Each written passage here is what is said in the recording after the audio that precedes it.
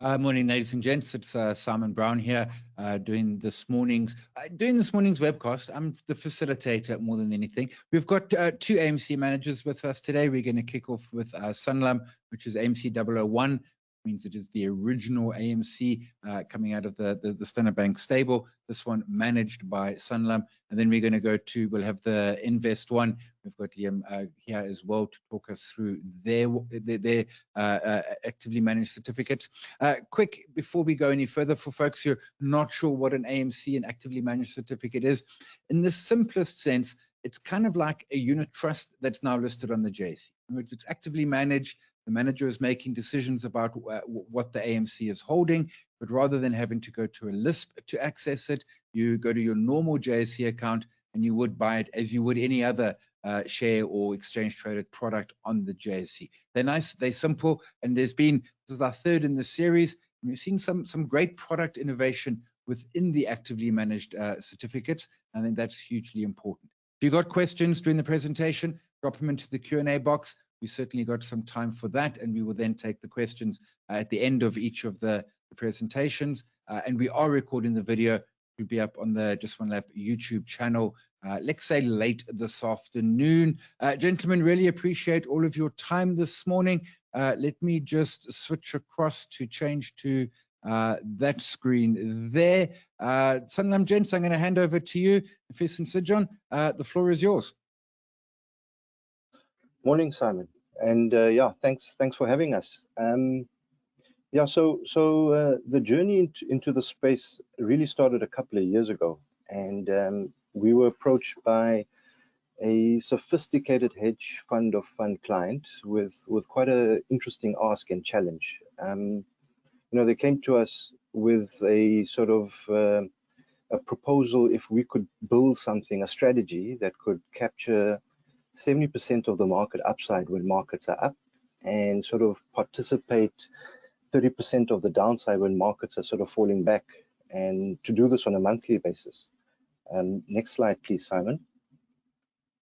And so, you know, Sanlam Specialized Asset Management has about 2 decades of experience in delivering sort of innovative structured solutions to institutional clients, and between Sinjin and myself, we've got a combined sort of 50 years of experience in the asset management space, you know, delivering derivative structuring, hedge fund solutions, hedging solutions, fund management services, you know, for institution and pension fund clients. So, you know, we've worked across a wide range of strategies and also structuring capabilities. So this challenge really stood out for us as something innovative, and sort of it had a real world investor relevance, you know, and it aligned really well with our skills and tool sets in terms of trying to deliver such a solution.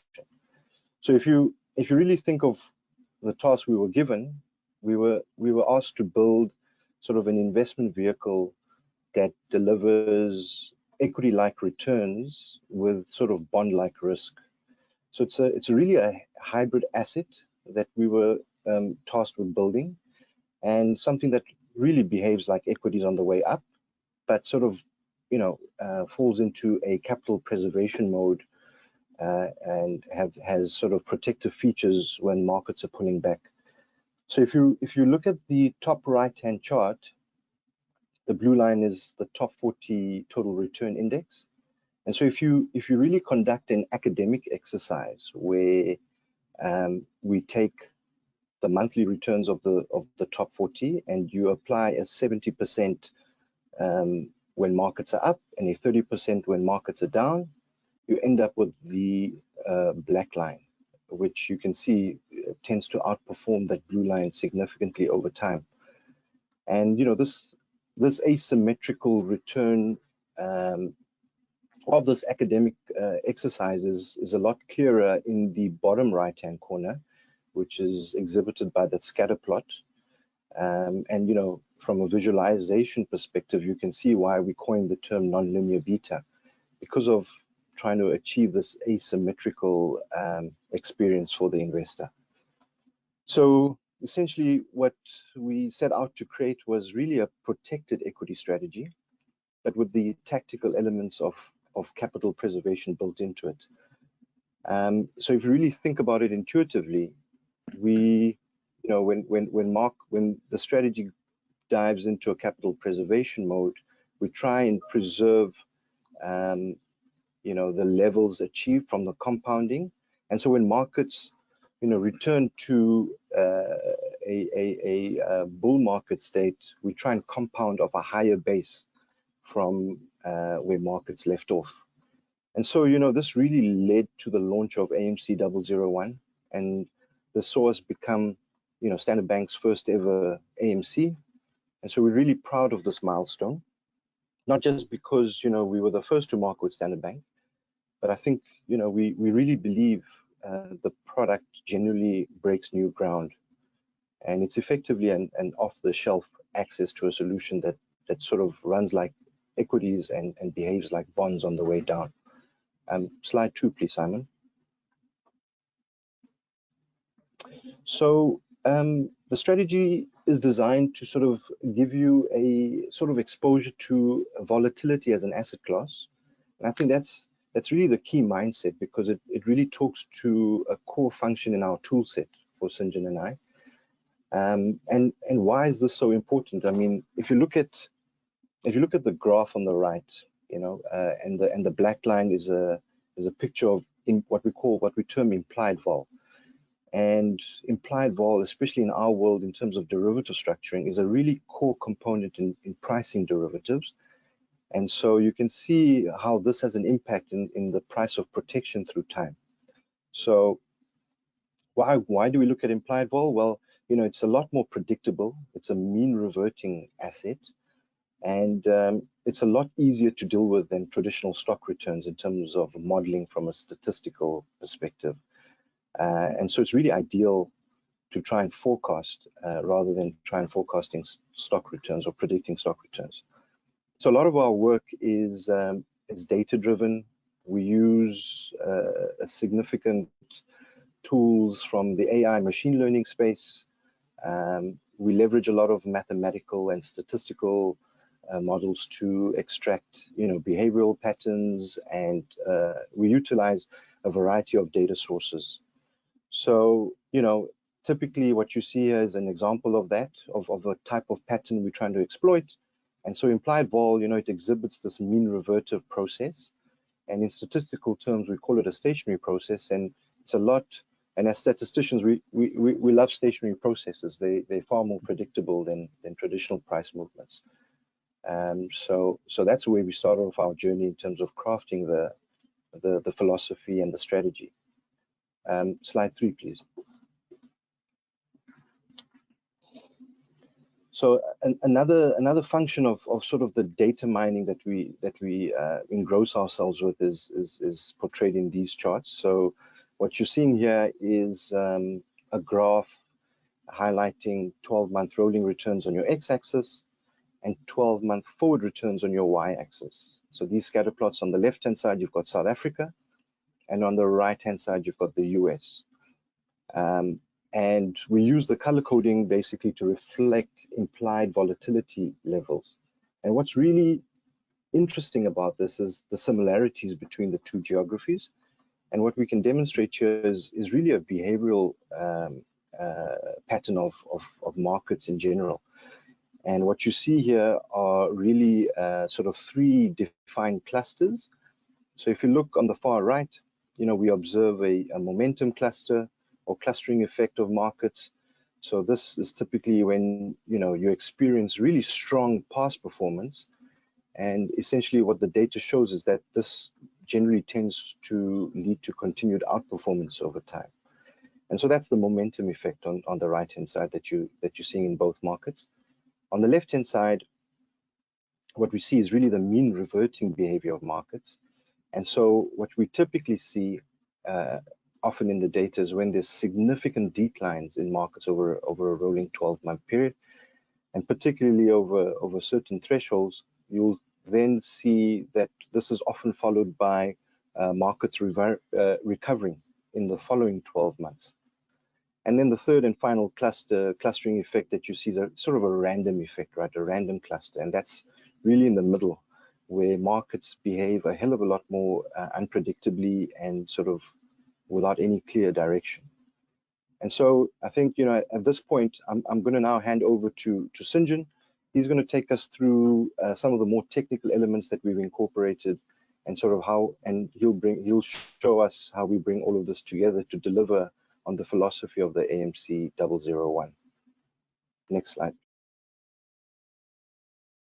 Thank you, Nvest. Appreciate it. I mean, I think that this originally was blueprinted in the hedge fund environment, and it probably bears a little bit of, it makes a lot of sense to just give a sense of why it is that we utilize the AMC, and also have a little bit of a discussion on the benefits of why we, you know, chose to utilize the AMC structure. The flexibility of the AMC structure allowed us to integrate a RIF strategy onto the JSE.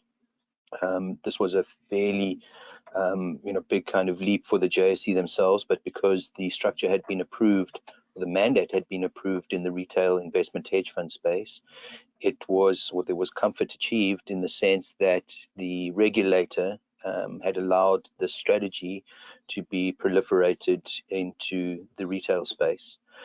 Broadly speaking, we utilize 3 different building blocks. We utilize a derivative overlay strategy that allows us to control the volatility. I think in controlling the volatility alone, we wouldn't be able to get close to the performance of the equity market itself. And so this then requires additional alpha component and the utilization of long short strategies, as you would see within the hedge fund environment, as well as the ability to put some element of gearing into the underlying structure itself or into the underlying fund. Whilst there is a gearing effect, the design and thinking around the opportunity is really to maximize the return while trying to minimize the risk. So instead of running a typical hedge fund structure where we're trying to get significant outperformance, really what we're trying to do is optimize the risk return dynamics of the equity market, again, to really try and give equity return, but at roughly half the volatility, which is, you know, kind of bond-like volatility. The original client was a stockbroker client, and so for them, the opportunity or the complexity of trading into a RIF was very difficult, but the AMC as a listed instrument on the JSE was very easy for them to consume into their kind of systems and environment, and it's something that their clients were very familiar with. One of the significant benefits as well is that there's daily liquidity, there's pricing on a kind of 3 to 4 times basis. So Standard Bank as the market maker and the stockbroker client in the back end are able to trade the actual instrument fairly actively or completely actively, just as you would any other share.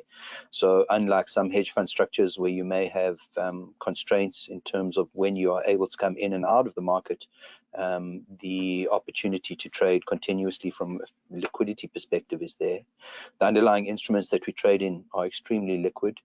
And as a result, we could liquidate the full portfolio in a day if needed.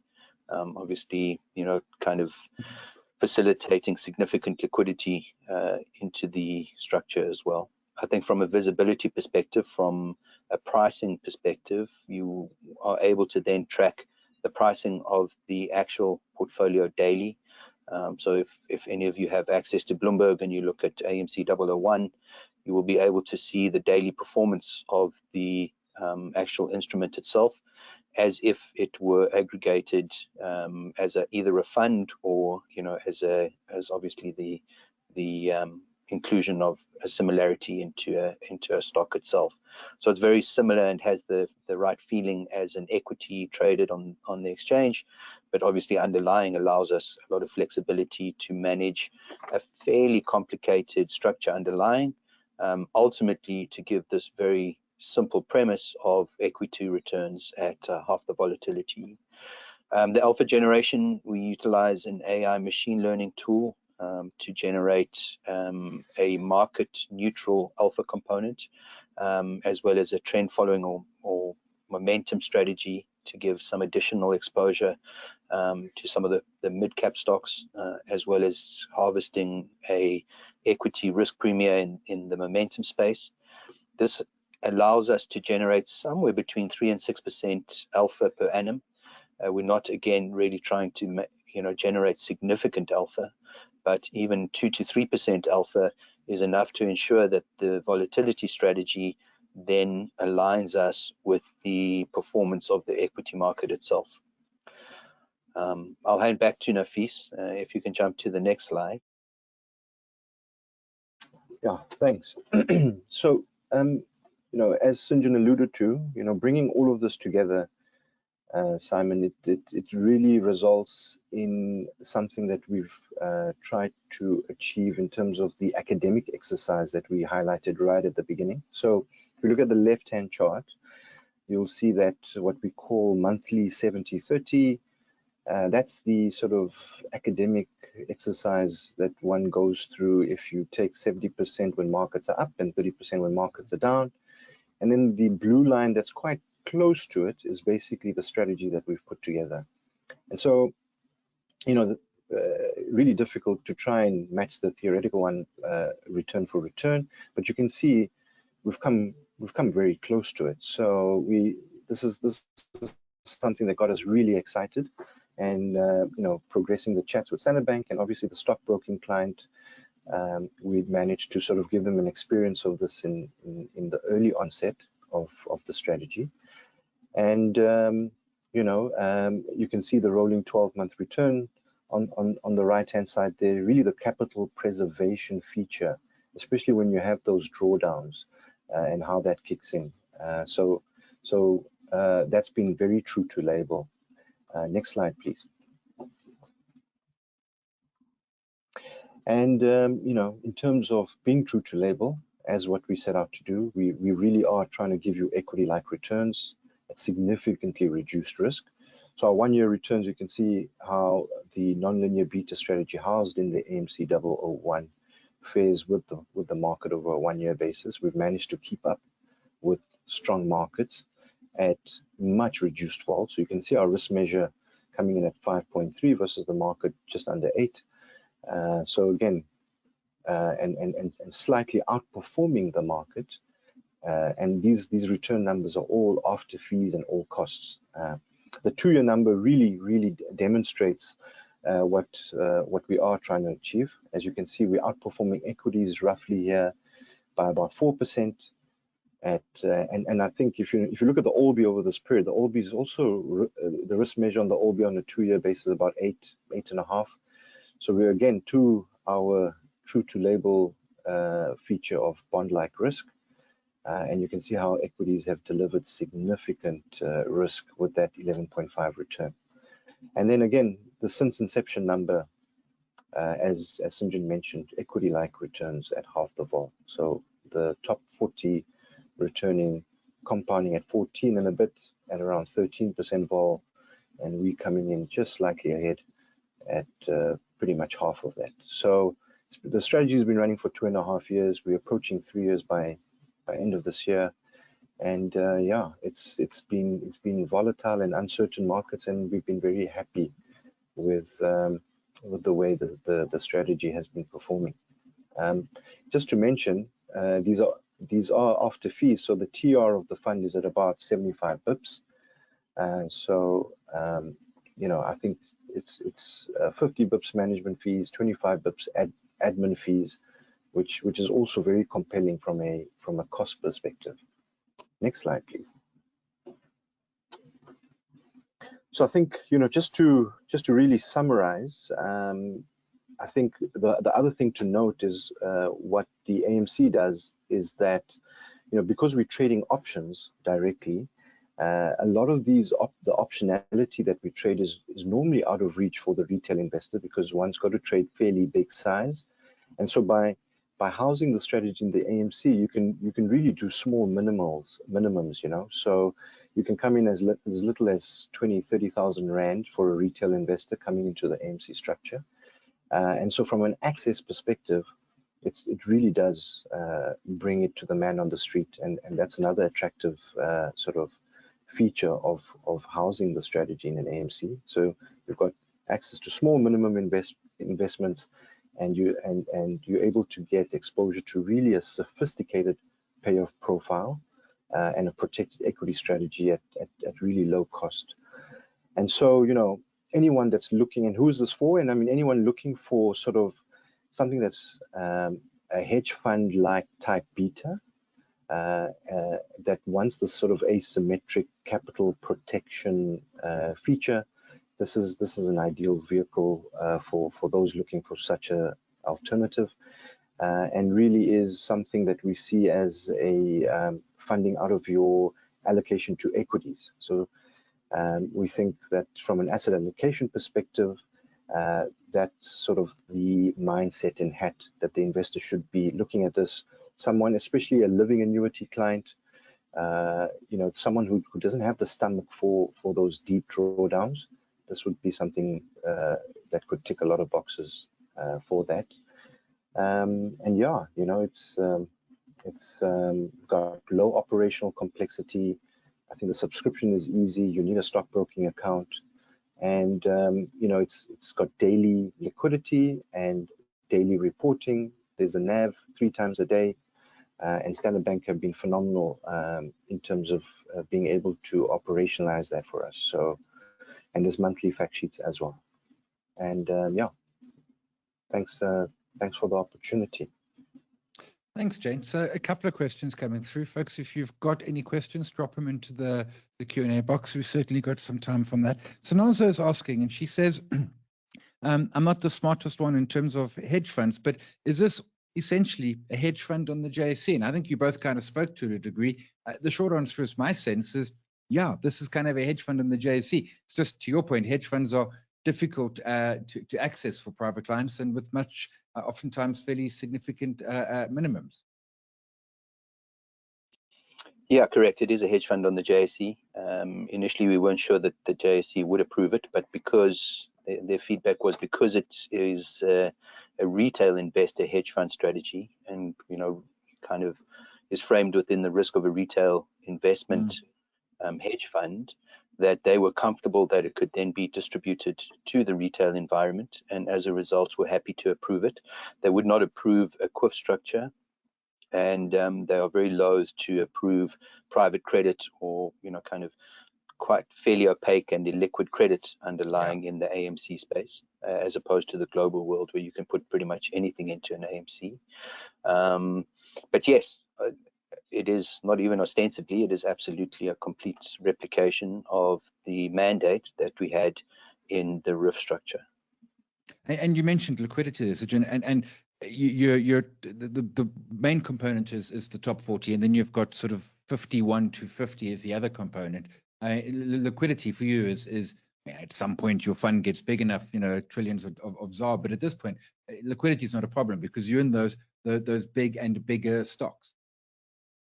Yeah, absolutely. I mean, it's designed with liquidity in mind.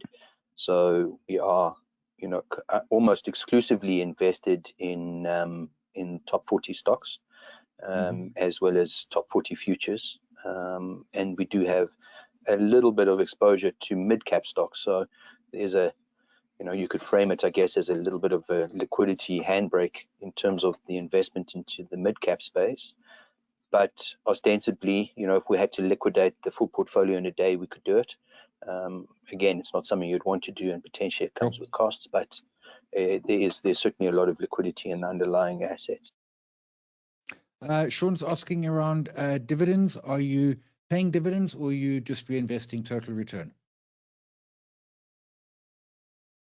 So no, there's no dividends associated with it. It would just be a total return asset. And because it's a total return asset, it's potentially seen as capital only. I mean, that is something obviously that everyone needs to look at in terms of a tax component, but there's no allocation of dividends, or there's no income that comes from it, and as a result, the investment is really seen, particularly if held for a longer time, as held on capital account.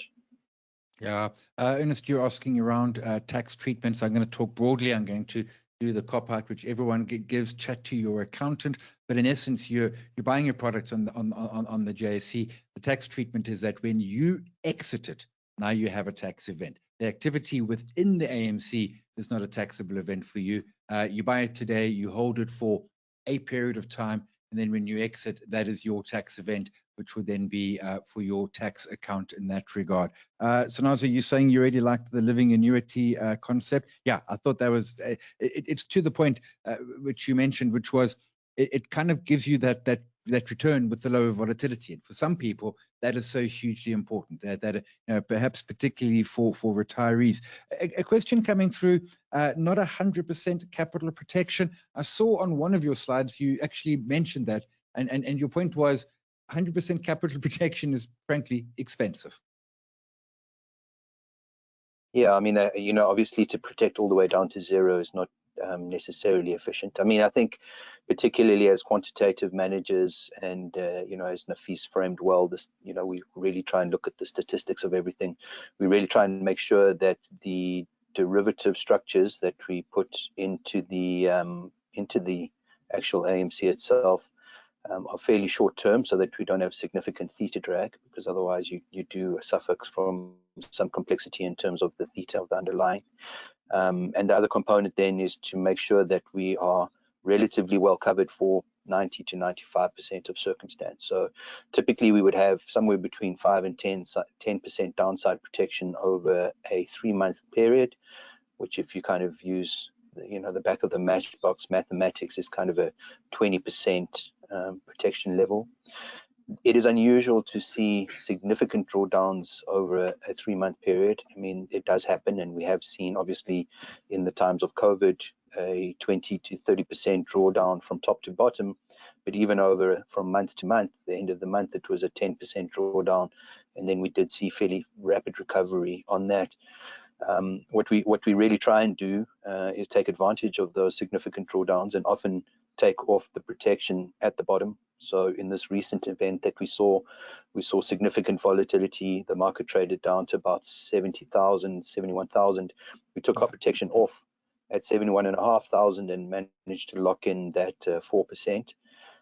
If the market had continued to fall, we would have locked in 4% above the market. So we would still have maintained that outperformance. And the fact that the market came back up again allowed us to re-implement that protection strategy at a much higher level. We did that at about 80,000, which, in retrospect, with the perfect science or perfect hindsight, it would have been great just to have been not protected. But the risk management function in the fund is critical. So we don't want to be in a position where we are naked for too long. Obviously, we kind of have some active play in taking advantage of that, but that can work well in our favor as well when we see significant drawdowns. Question coming through, Simon, just to add to that, that's why I think it's really important that we're very data focused, and we utilize a sort of empirical and systematic framework, just to really take the guesswork out of it. And it helps, especially in highly volatile times, as what we've just experienced recently. Yeah, no, 100%. I take your point to that, absolutely. Particularly, as you say, when it gets extra volatile, you've kind of almost got a process to follow. You can kind of put your head down and ignore some of the noise. A question coming through in terms of liquidity, only seeing small volume on the bid offer. Yeah, so oftentimes you will. Here's the secret with any exchange traded product on the JSE. If you want to buy more volume than is currently being offered, you've basically, I suppose, got 3 options. You could, but the key one is you can contact the market makers and say, please, I want to trade X volume, and they will put the volume on the market for you. What you can also do is just put a bid in at the offer price, and then they will come back and fill you up. And for note, I can see there were 4 deals yesterday for volume of 495, value of almost 700,000. But don't be put off by what might look like small volume. There is a market maker who will make it back for you. Sean is asking current ORM of the AMC. Gents, it was about 200, I think, if my memory serves correct. We're closer to 100 million on the AMC currently. Okay, 100. Cool. Ladies and gents, I'm not seeing any more questions coming through here. We'll park this for now. We'll go into our next. Nfisa, John, really appreciate your time today. Gentlemen, we'll pick up. Liam, if you can give me a sec, I'll move on to the next. But Thank you very, very much for your time this morning. Thank you, Simon. Appreciate it.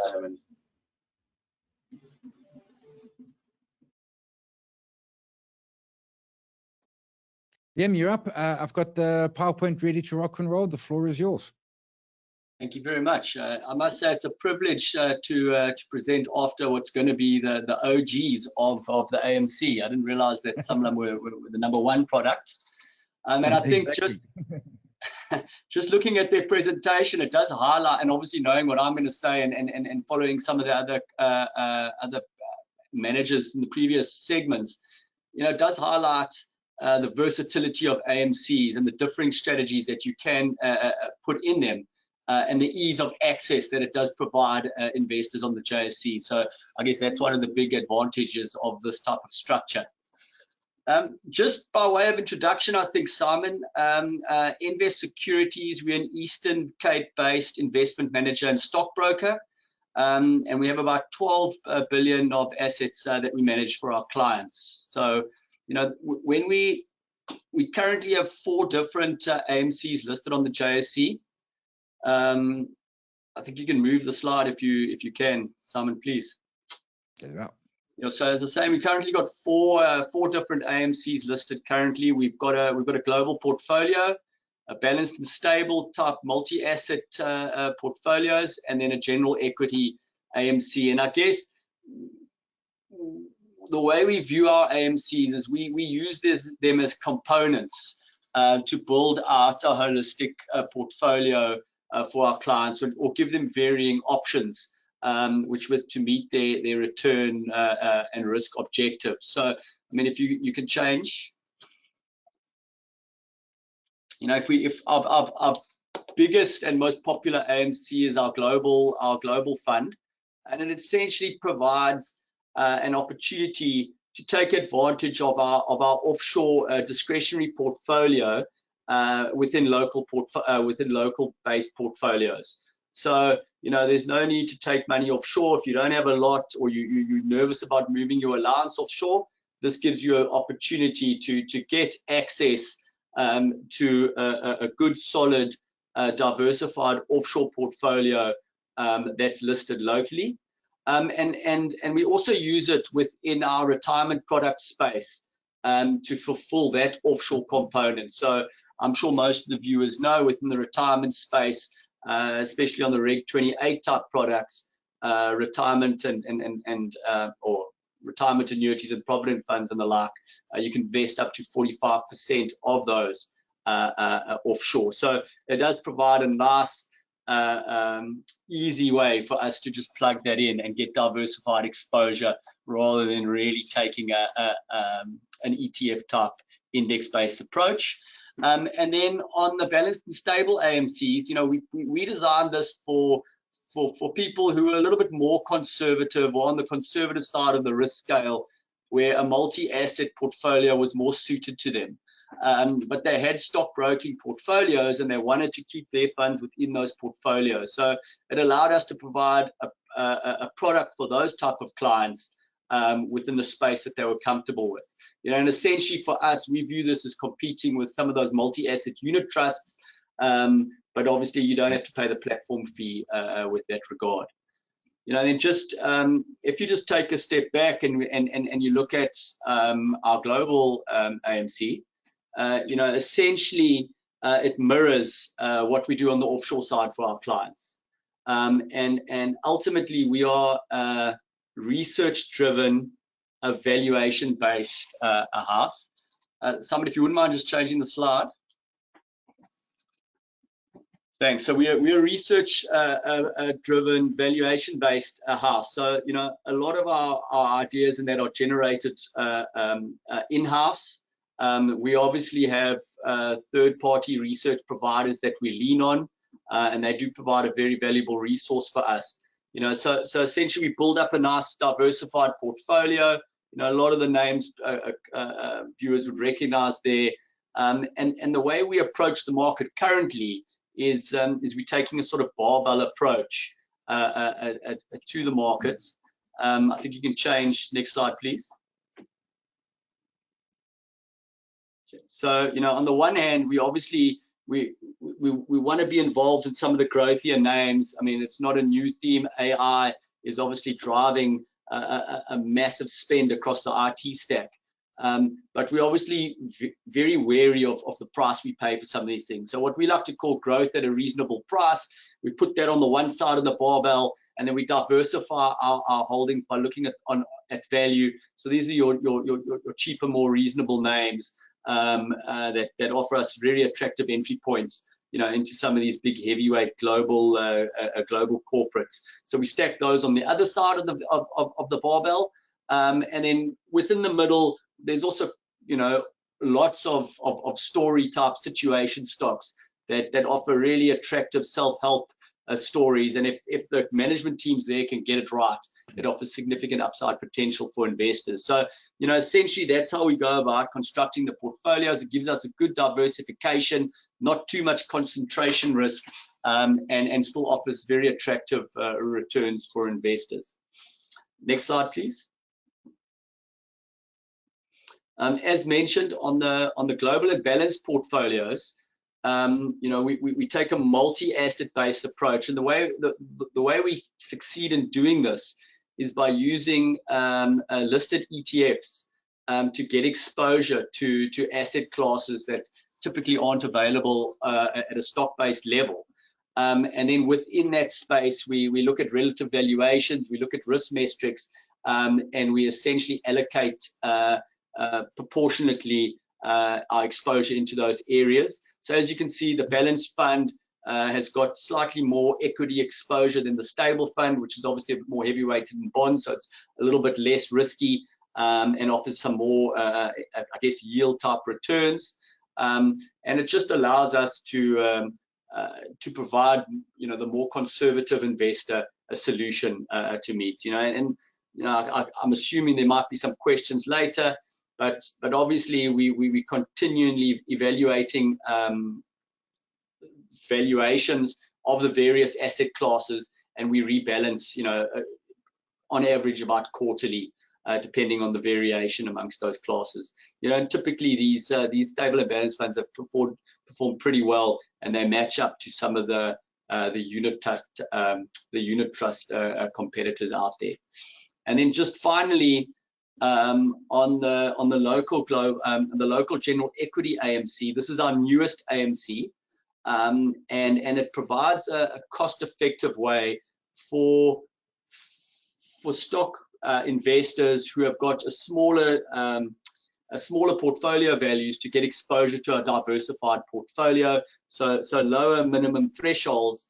And essentially this portfolio came about with the new two-pot system that came into action in September, and we were getting a lot of smaller investments that were coming into their savings accounts, and clients didn't want to take that money out and would rather reinvest it. So we created a product that allowed them to get exposure to that, a full portfolio of stocks, but at a much lower level. So I think, just to sum up, the way we've approached the AMCs in general is to use them within our stable of products, and as to be a component where we fit them in, and they really create a much more holistic portfolio and more balanced portfolio for our clients.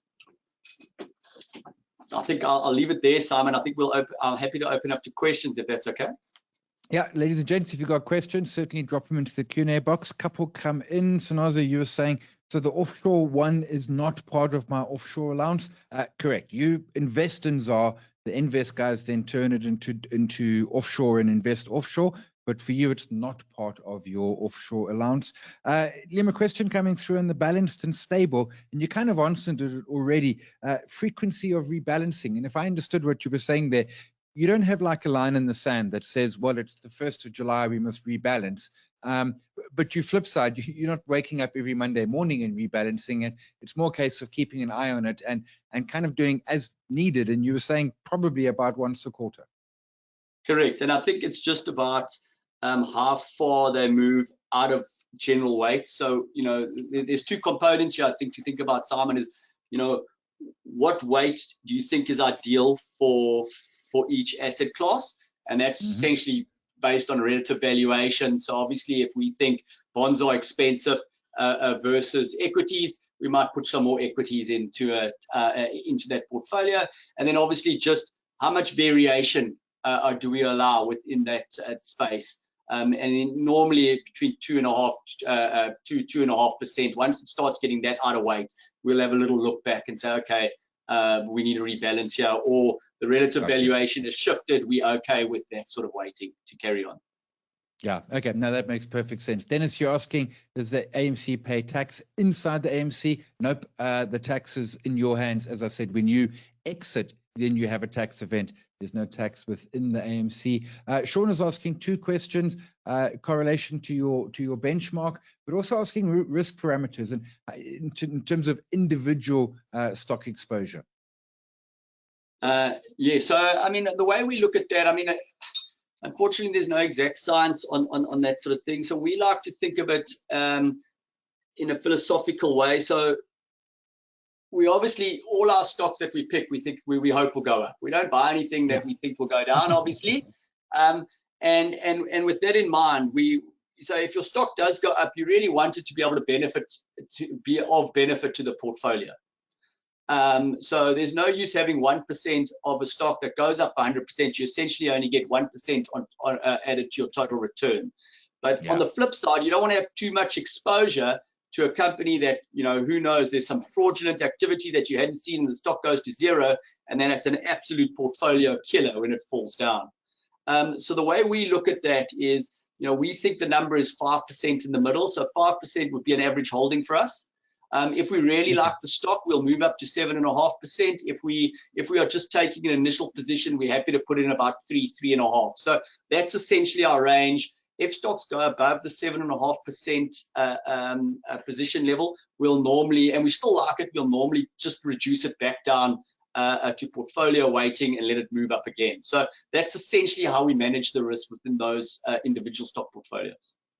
Okay, so I want to say moderately concentrated, but not crazy by any stretch. I take your point. I mean, a max of 7.5. Sean's saying expected turnover rate of the portfolio, which is, I mean, I'm not sure how Limmy and your team are, but I mean, if you've got a good stock and it's moving, I imagine you can hold it for quite some time if it's doing what you hoped, which, as you said, we buy shares because we expect them to go up and beat the market. No, 100%. I think, you know, I guess the simple answer is, if I had to run it over 5 years, it's about 0.2.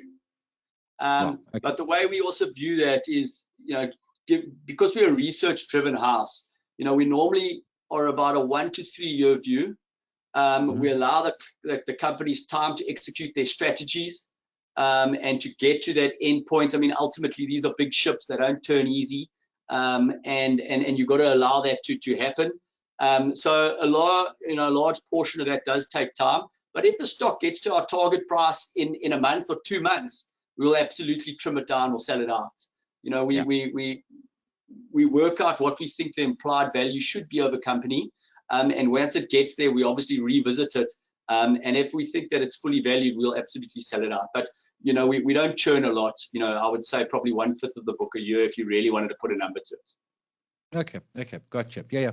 Dennis, you're asking advantage of an AMC versus a local ETF. I'm going to say a couple of things. I mean, first is what's in the AMC. As we've seen, we can get fundamentally different types of AMCs. Yes, there are in some cases ETFs which might look very, very similar. So you've got that in terms of sort of strategic, thematic, tactical, different types of AMCs. But then also the second point of in the active manager space is to ultimately outperform those passive instruments over the longer term. Folks, I'm not seeing any more questions coming through. So I'm going to park that there. Liam, huge thanks to you. Really appreciate your time today. And ladies and gents, really appreciate your time. Liam, thanks very much. Thank you very much, Simon. Have a fantastic day. Yeah, everyone, look after yourself. And as I always say, if you can, look after somebody else as well. Cheers, all.